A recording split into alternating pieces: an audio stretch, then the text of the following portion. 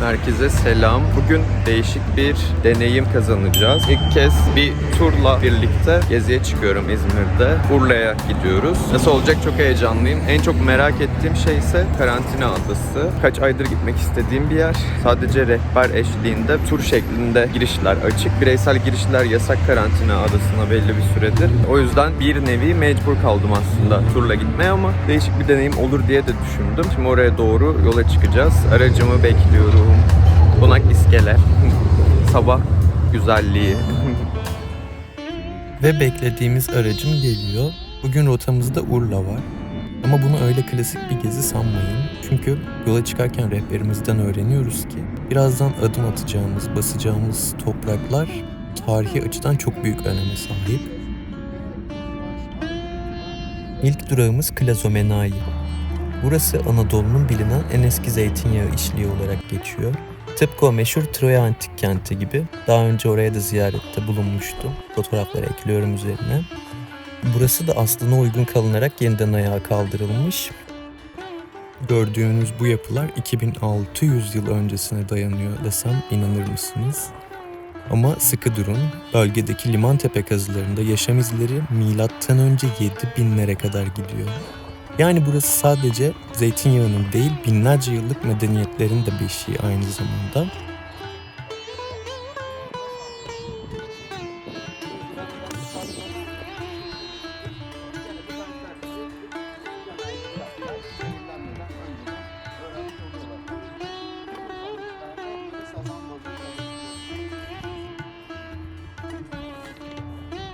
Şu yerde gördüğünüz turuncu alanlar zeytinyağlarını saklamak için kullanılmış zamanında.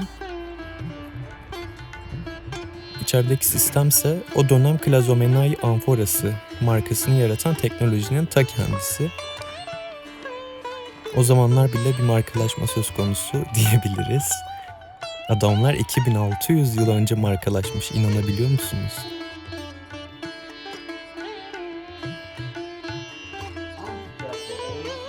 Rehberimiz çeşitli bilgilendirmeler yapıyor bize gezdiğimiz sırada.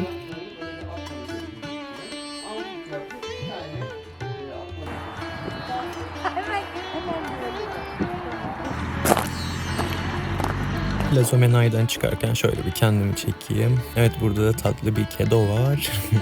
Biliyorsunuz önceki videolarımdan da kedileri yakalamazsam içim rahat etmez. Sonrasında Urla İskele'de hafif bir mola veriyoruz. Denizin keyfini çıkartıyoruz. İçimize şöyle temiz havayı çekiyoruz.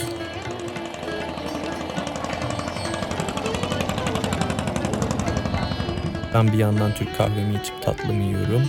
Yine burada da köpek var, görüyorsunuz. Kuşlar, deniz, biraz estetik görüntü. Denizi izleyenler, dalgın dalgın bakışlar. Ve Urla İskele'den de ayrılıyoruz böylece. Urla İskele'den sonra 3. durağımız aslında Karantina Adası.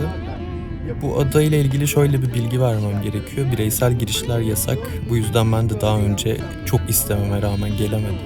Bir turla katılıma izin veriliyor rehber eşliğinde.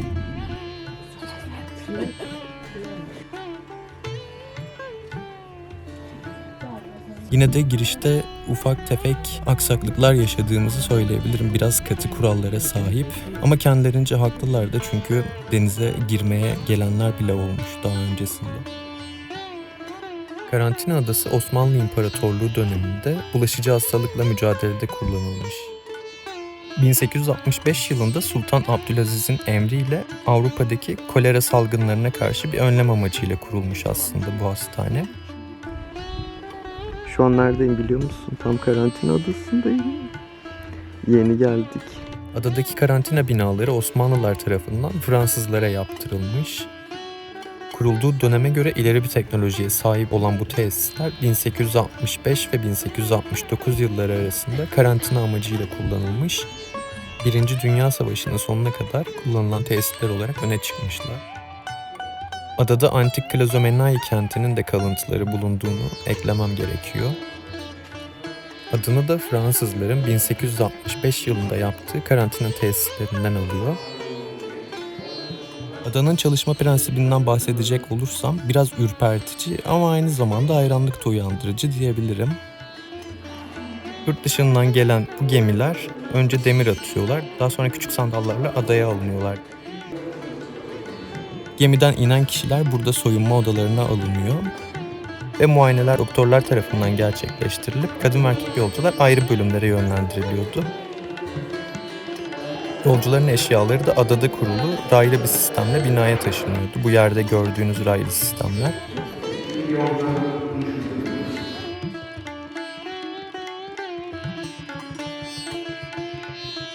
Kıyafetleri filelerle özel döner dolaplarda dezenfekte ediliyor.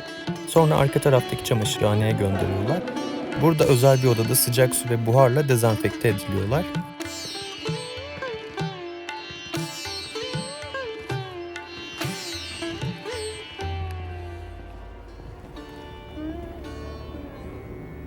Osmanlı'nın kendine verdiği eşyalarla duş bölümüne geçiyorlar temizlenme amacıyla. Kendileri duşlardan geçip doktor kontrolüne giriyorlar. Burası hakkında aslında o kadar çok detay var ki rehberimiz eşliğinde grupça gezmemize rağmen saat konusunda biraz sıkıydılar. O yüzden hızlıca ama sindirerek gezdik diyebilirim aslında. İçinde gezerken o ürpertici hissiyatı alıyorsunuz fazlaca. Size biraz detay çekim yaptım bolca. Gidemeyen arkadaşlar için görebilsin diye ya da merak edenler için. O yüzden bol bol her yerini çektim diyebilirim. Çekmediğim bir alanı yok. Bu kısımda yurt dışından gelen yolcular duşlarını alıp temiz kıyafetlerini giydikleri bölüm olarak geçiyor. Sterilize edilmiş kıyafetlerini yine 360 derece dönen dolaplardan alıyorlarmış. Dünyada tescilli, günümüzde hala ayakta kalabilen sadece 3 karantina adası var. Urla'daki karantina adası da bunlardan birisi. Diğerleri Hırvatistan'daki Dubrovnik'te ve Amerika'daki Ellis adasında bulunuyor. Modern kalıyor. Ben tam burada bir espri yapıyorum duvardaki prizlerin fazla modern kaçtığına dair ama tabii ki bir restorasyon söz konusudur hani. Covid-19 sürecinde ise ilk 6 aylık periyotta karantinada kalması gereken kişiler için kullanılmış. Görüyorsunuz oldukça dingin ve huzur verici bir atmosfere sahip. Güvenlik görevlisinin aktardığına göre geziye diye gelen insanlar denize girmiş daha öncesinde. Bu yüzden daha sıkı tedbirler alındığını söyleyebilirim. Onlar da kendince haklı tabii. Öyle korunaklı bir yerde gelip denize girmek ne kadar hoş karşılanır bilemem. Yani dünyanın neresinde olursanız olun tek ülkemiz için geçerli değil. Biraz bu tarz yerlere saygı gösterilmesi gerektiğini düşünüyorum.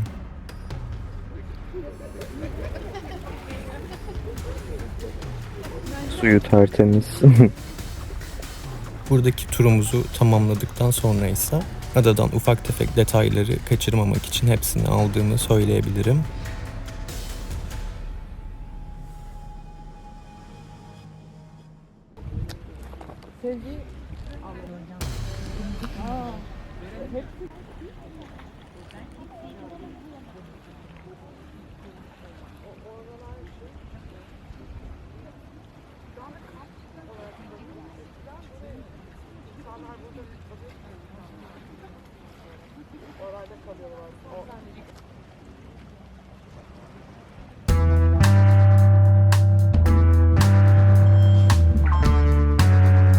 Ve adadan çıkış yapıyoruz. Sıradaki durağımız Arkas Sanat Merkezi Urla'daki.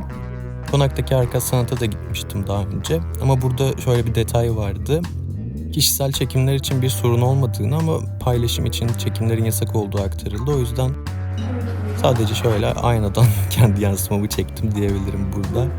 Çünkü kurallara uyan bir bireyim. Sonrasında Urla'nın o yoğun tarihinden sıyrılıp kendimizi Urla'nın o meşhur sanat sokağına atıyoruz. Burada dikkatimi çeken en güzel detaysa antik kentte gördüğümüz o taş işçiliğin ve muhteşem dokunun tüm sokaklara ve evlere yansımış olması. Bu sokaklarda hala yaşıyor günümüzde. Oldukça renkli sokaklara sahip. Daha önce de gelmiştim ama bir rehber eşliğinde gezince daha bilgilendirici olduğunu söyleyebilirim.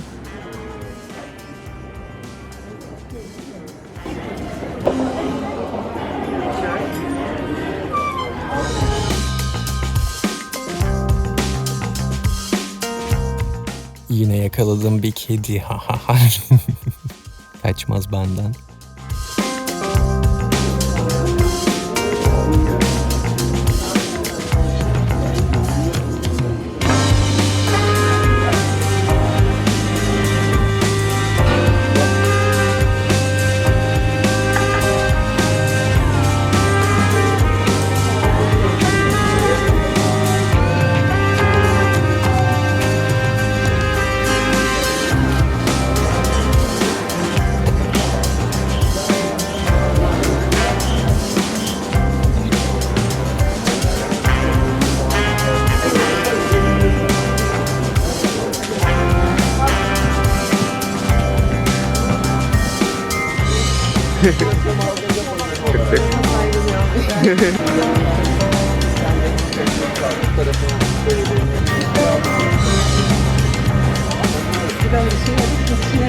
Doğru.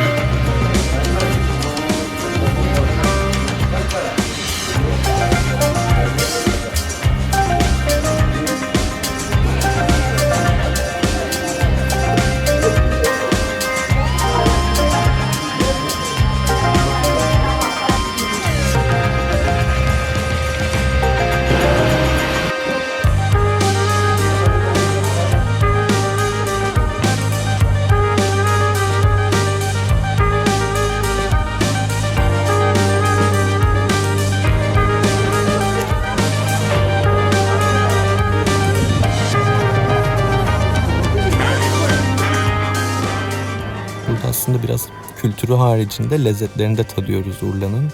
Onu not olarak eklemek isterim. Çünkü lezzetiyle meşhur birkaç mekana gidiyoruz.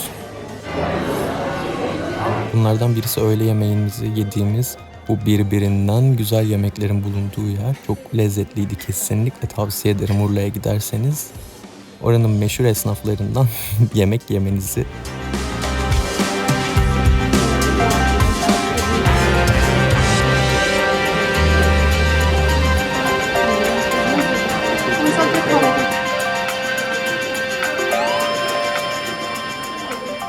Urla'nın meşhur bademli kazandibini tadıyoruz. Yanında da damla sakızlı su veriyorlar Türk kahvesinin. Garip bir deneyimdi, ilk kez denedim böyle bir şey. Yan tarafta prova alıyordu sanırım insanlar ama çok keyifli bir atmosfer sunduklarını söyleyebilirim. Şarkılar eşliğinde güzelce kahvemizi içiyoruz.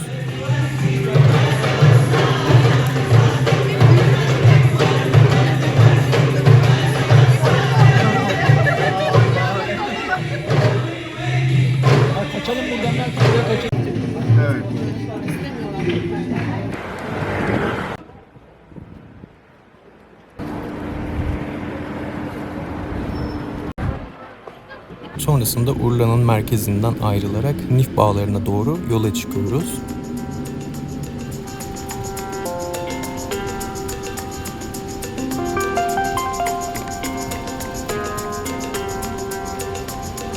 Nif'in modern binası, geniş bağ manzaraları müthiş detaylar sunuyor bana çekim için. Karantina adasının o yoğun ve ağır tarihinden sıyrıldıktan sonra biraz daha keyifli bir yere, Nif Bağları'na geliyoruz. Burası sadece bir bağ evi değil, mimarisine bayıldım. Müthiş diyebilirim.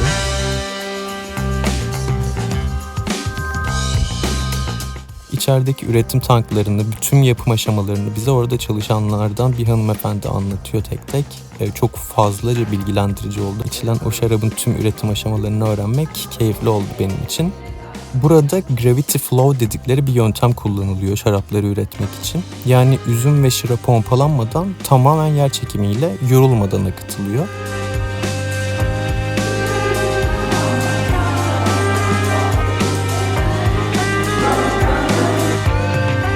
Ayağımıza tabii galoşlar giyerek geziyoruz. O detayı da ekleyeyim.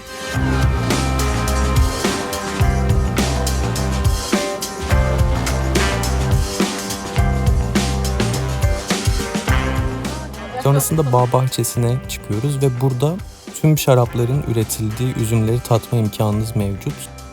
Bildiğiniz tüm bağ bahçesini gezerek teker teker tüm üzümleri tadabiliyorsunuz. Biz de birkaç tanesinden tattık, kaçmaz. Yani kesinlikle deneyimlenmesi gereken bir şey.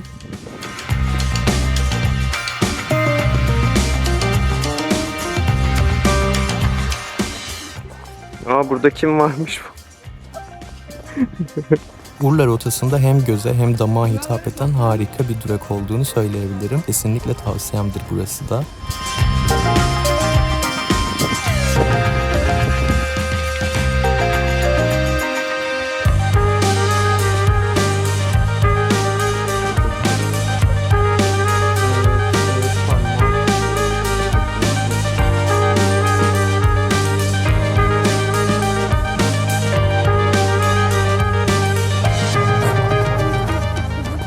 Sonrasında üzümü fazla kaçırıyoruz sanırım ve turdaki arkadaşlara yetişmek için biraz koştura koştura aracımıza doğru geliyoruz tekrardan. Sıradaki durağımız da yine yeşillikler içine doğru bir yolculuk oluyor. Uzbaş Arboretum'a gidiyoruz.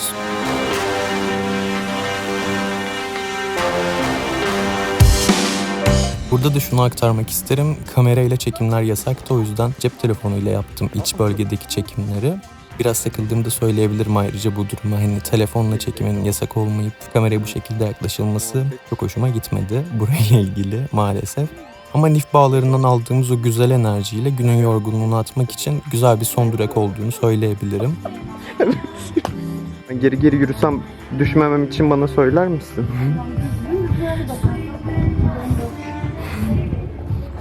Yeterli.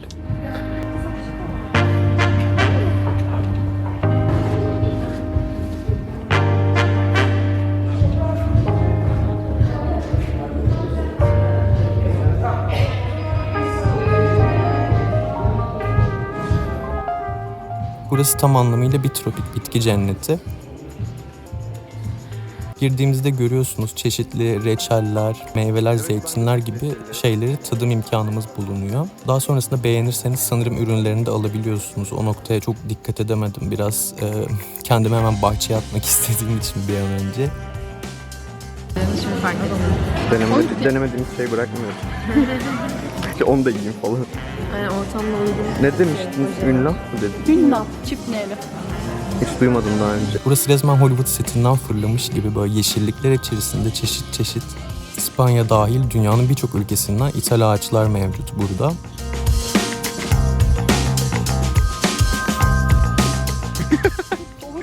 Tek tek hepsinin özelliklerini anlatıyor bize orada çalışan hanımefendi. Keyifli, bilgilendirici bir gezi oluyor yine.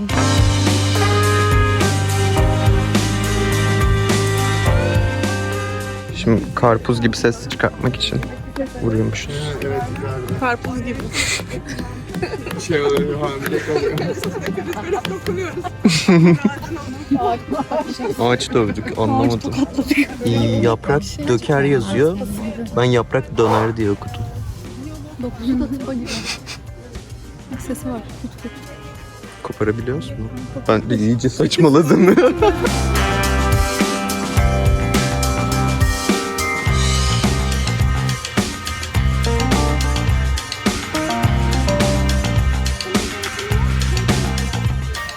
Biraz da böyle.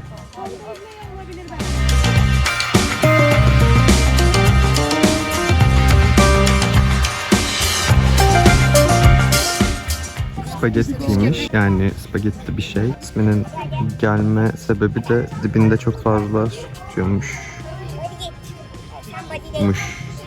Şu ağacı çoğu kişi Türk erkeklerine benzetiyormuş. Çünkü yaşlandıkça kilo alıyorlarmış. Öyle Hollywood'dan fırlamış bir platonun içinde gibiyiz. Her taraf botanik, tropikal bitkilerle çevrili. Dev ağaçların arasında serbest bir mola veriliyor bize fotoğraf çekimi vesaire için. Biz de bunu değerlendiriyoruz. Kendimizce fotoğraflar çekiyoruz vesaire. Ancak vlogu kapatmadan söylemek istediğim bir şey var gezinin benim için en tatlı anlarından birisi. Gruptaki bir hanımefendi sabah yanıma geldi. Sizin yaş grubunuzda tek başına seyahat eden bir beyefendi görmemiştim. Buna şaşırdım ve çok hoşuma gitti dedi. Bu aşırı samimi geldi bana ve çok hoşuma da gitti. Gezinin güzel bir hatırası olarak cebimde kalacağını söyleyebilirim. Yani gezmenin yaşı olmaz diye düşünüyorum zaten. Gezmeyi seviyorum. Bu benim için gurur verici bir tepki oldu diyebilirim. Diğer arkadaşlarımın da gezerek bu önyargıyı biraz da olsa kırması tatlı olur diye düşünüyorum.